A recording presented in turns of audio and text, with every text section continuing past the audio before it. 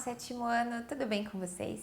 Hoje vamos para a aula de número 40 de arte e hoje vamos conhecer um pouco do improviso na arte, em várias áreas, não somente no teatro, mas na música, na dança, na pintura, em todas as áreas aí que a arte atua. Como objetivos, nós temos dialogar com princípios conceituais, proposições temáticas, repertórios imagéticos e processos de criação nas produções visuais. Analisar os elementos constitutivos das artes visuais. Então, pensando no improviso, no ato de improvisar, ele pode ser aplicado então em qualquer das áreas artísticas, como eu disse, na música, na dança, no teatro, também na pintura. É bacana pensar, por exemplo, na pintura, como o improviso na pintura. Você vai criar, então, uma pintura abstrata, onde não tem a intenção de representar uma forma. Então, é um exemplo dessa pintura improvisada. Vamos por partes. Então, no teatro, No teatro, eu diria que o improviso, talvez seja um dos mais conhecidos, ele está bem presente, Existem grupos de teatro especializados no teatro de improviso, nesse espontâneo, Então, esse teatro ele pode ser improvisado parcialmente ou totalmente, digamos, baseado na opinião da plateia. Então, em alguns shows, eu já digo shows porque não é uma apresentação, enfim, uma apresentação teatral aí de improviso. Muitas vezes, esses atores, eles pedem sugestões da plateia de temas e eles elaboram cenas, enfim, pequenas cenas com base nessas sugestões. Então, é algo que ele não é combinado, é na hora. Então, isso é o improviso, É algo improvável, é espontâneo. Então, o ator que vai elaborar aquela cena precisa ter um conhecimento bem completo, tem que saber se virar ali em qualquer situação, Ser muito criativo também, porque nesse caso que o público, por exemplo, lança um tema, ele tem que conseguir na hora criar uma imagem ou uma cena, conseguir pensar em alguma coisa então para encenar sobre aquele tema. Existem também grupos de teatro de improviso que eles usam pelo menos um roteiro, digamos assim, que é escrito antes. Então, que dão uma noção de aonde está acontecendo, quando, quem são as pessoas. Mas nesse teatro de improviso não vão ter as falas das personagens ou lá o que tem, qual é a expressão que precisa ser utilizada. Isso tudo então é improvisado pelos atores. Então, como eu disse, não há um roteiro, se tem, ele é bem sucinto, é realmente só aquele esqueletinho da peça ou da cena que será representada. E isso difere, é a principal diferença então do teatro normal, onde a gente tem todas aquelas falas, a descrição então das ações dos personagens, que precisa ser decorado e então dramatizado, no teatro, enfim. Mas existem também, na própria internet, no YouTube, digamos assim, grupos que fazem essas brincadeiras de improviso e é bacana ter uma ideia, uma maneira de você aguçar a sua criatividade, sua imaginação, brincando aí com colegas de sortear um tema e criar uma pequena história, então, com base naquilo na hora. É bem bacana. Na música também pode ocorrer então um improviso, Na música é uma maneira de você compor e registrar aí ao mesmo tempo. Então você inventa na hora, tá? Isso é o improviso, E essa improvisação na música, ela pode ser tanto uma melodia, então a partitura, o registro escrito daquela música, mas o músico que está lendo a partitura vai inventar ali umas firulas ali no meio. Então, isso é improvisação. Quando, a partir de uma ideia, esse músico cria, ele compõe na hora, então. Essas improvisações musicais podem ser, então, desde uma melodia, um solo ou um ritmo, alguma harmonia, então, que se baseie nessa criação do momento mesmo. Músicos que criam aí, né, esses músicos criadores, eles não se limitam a só reproduzir as músicas prontas, né? Então, não somente a ler aquela partitura e tocar ou aquelas cifras. Eles são capazes, então, de alterar essas músicas, né, incrementar mesmo e criar, então, outros caminhos e harmonias para essa música. Esses músicos, então, eles precisam ser também muito estudiosos no assunto, porque você não consegue criar em cima daquilo, você tem que saber o que combina com o que, a harmonia, você tem que saber muita teoria musical para conseguir aí né, fazer um improviso e que ele seja consistente, que ele tenha a ver com o que está sendo executado também, né? Porque precisa combinar, não pode fugir totalmente desta ideia.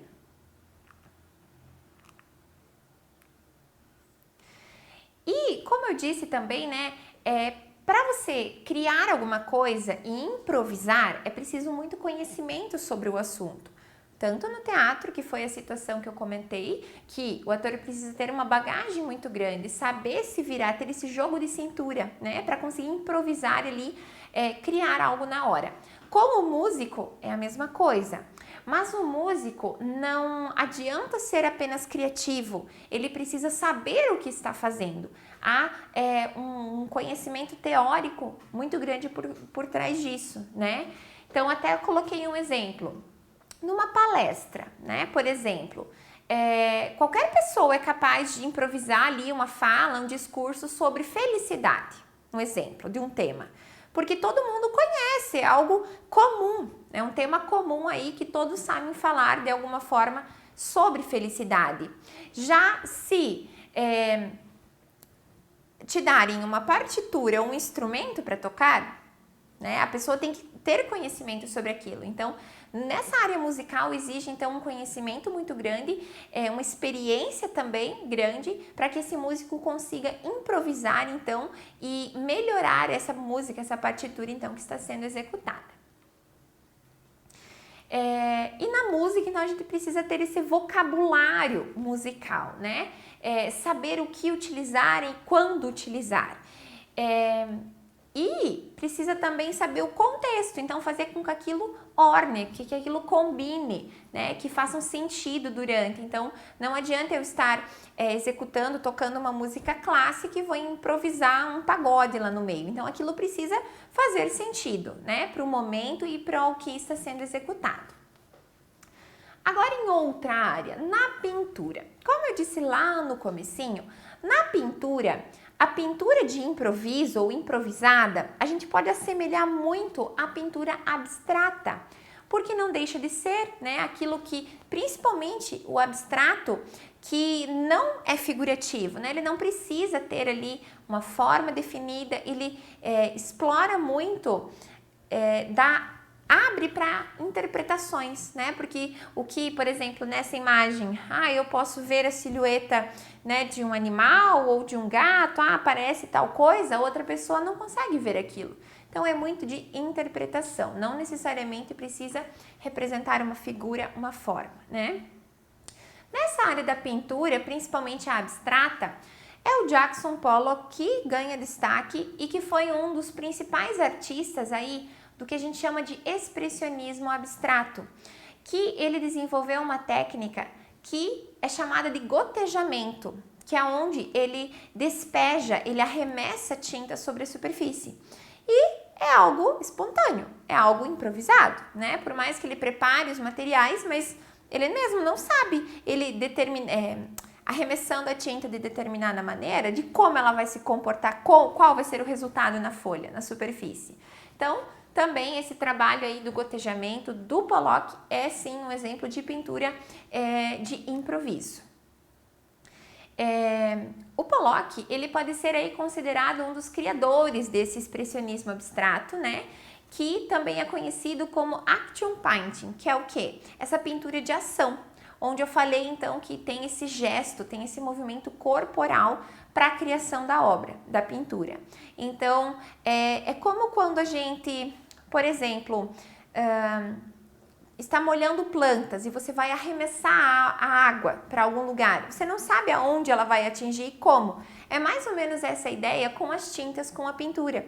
Ele usava lá hastes de madeira, colheres, pincéis já duros e ressecados para causar realmente esse inesperado, então, sobre a sua superfície, a tela ou a pintura, né? Então, para isso, ele também deixava ali a tinta um pouco mais líquida, para que então ela realmente bailasse no ar, né? Tem alguns comentários que ele trata essa maneira dessa pintura abstrata com muito movimento. É como se ele realmente entrasse na tela e fizesse aquilo acontecer. E é isso também a pintura que tem esse lado aí do improviso, essa espontaneidade. Antes de eu ir para a dança, vou até voltar ali, quero mostrar um exemplo para vocês. Aqui não do próprio Pollock, né, desse gotejamento, do arremesso da tinta, mas não vai ser também uma pintura abstrata, mas utilizando barbante, tintas, uma folha. As tintas eu coloquei em tampinhas aqui, então é bacana que estejam num prato, em alguma superfície mais aberta. O copo é um pouco difícil, tá? O que eu vou fazer? Eu vou colocar aqui do lado, acho que vai facilitar aqui para ver. Eu vou mergulhar esse barbante na tinta. Vou começar com azul aqui, vou usar meu dedo para afundar ela bem. Então, assim, eu vou criar algo abstrato. Então, o barbante, quando eu deitar ele com a tinta na folha, eu não sei qual é o resultado, eu não sei como ele vai se comportar. Então, isso é uma pintura de improviso, né? Estou improvisando, ó. Embebi bem o barbante na tinta e eu vou deixar ele cair aqui na folha, tá? Eu não consigo levantar aqui o papel, mas olha só, é até bacana, olha só. Eu vou puxar o barbante para ver o que acontece. Cuidado só com a sujeira, né? Vai se tornar algo de improviso. Eu vou guardar aqui no azul o meu barbante e vou usar outra cor. Olha, em vez de só deitar, puxar o barbante, fazer movimentos, é bacana que você vai ter uma outra experiência. Vou pegar outro pedaço de barbante e vou mergulhar agora no vermelho. Precisa ali da ajuda do dedo ou de um pincel para você molhar na tinta, então, esse barbante, ok? Ó, inundei aqui. Vou soltar ele como eu quiser aqui. Vou fazer a mesma coisa, porque eu gostei bastante do resultado. Ó, eu vou puxar. Só cuida para não bater em você, né, quando cai. Então, olha só. Vai se tornar algo abstrato, eu não sei o resultado final. E, por último, eu vou usar o amarelo. Coincidentemente, eu escolhi aqui as cores primárias, né? Eu não tinha o magenta, mas eu trouxe o vermelho, então, para representar. E o bacana é que ele também vai se misturando as tintas ali na folha, na superfície. E usando só 3 cores, eu posso ter um resultado na pintura ali diferente, com mais cores, né? Então, ó, coloquei o amarelo. Deixa eu limpar aqui. Vou colocar ele bem no centro da folha e deixar ele cair aqui como ele ficar. E eu vou puxar.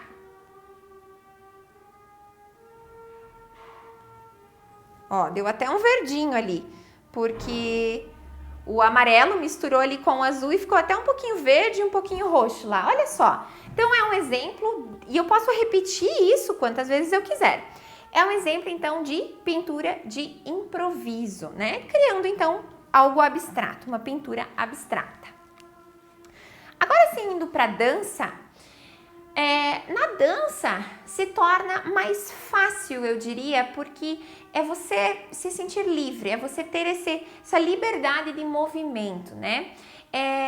A dança, ela sempre é muito associada a coreografias, né? A ter aquela perfeição de sincronismo e tudo mais. E necessita de muita prática, sim. Mas também é possível ter poder se expressar mais livremente, então, com a improvisação na dança, né? Basicamente, é o quê? É quando o bailarino, ou bailarina, né, o dançarino, se movimenta mais livremente, então, criando a partir de um estímulo inspirado por músicas ou poesias, ou enfim, de maneira com que ele se expresse aquilo que está ouvindo, o que está sentindo.